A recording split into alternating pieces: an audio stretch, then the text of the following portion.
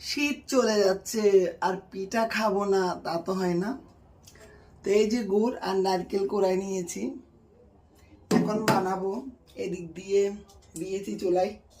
এটা কি পিঠা হতে পারে বলেন তো?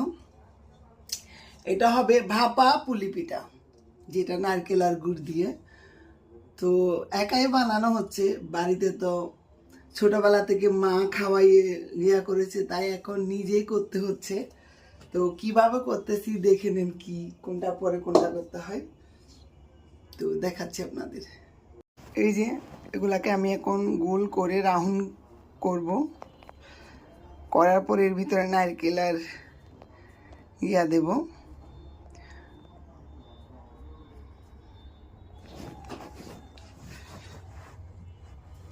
এর ভিতর নারকেল আর গুড় দেব।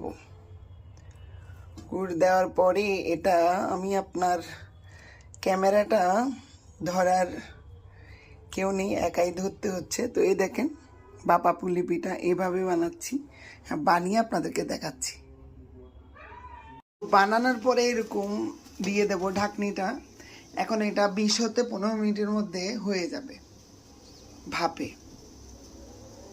এর ফাঁকে আমি বানিয়ে নিই। যে হয়ে গেল পিঠা, দেখেন। এখন এগুলো নামাই ফেলবো। নামানোর পরে ঠান্ডা করে, অনেকে ভাবতে পারেন যে আমার পিঠাগুলো এত বড় বড় কেন।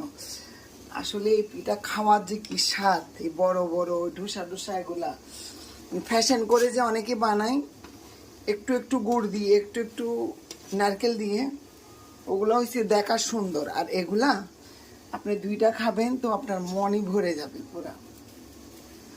তো এখানে বানিয়ে রেখেছি, এই যে এটা ঠান্ডা হোক, এটা দিয়ে দিই।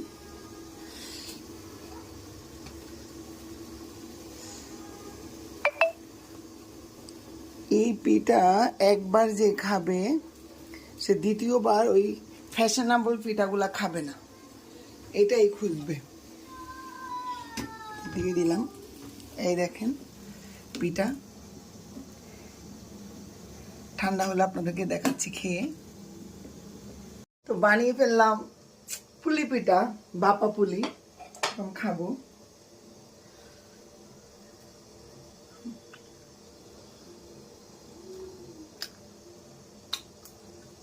দেখেন গরম গরম পুলি পিঠা বানিয়ে ফেলেছি, খাচ্ছিও।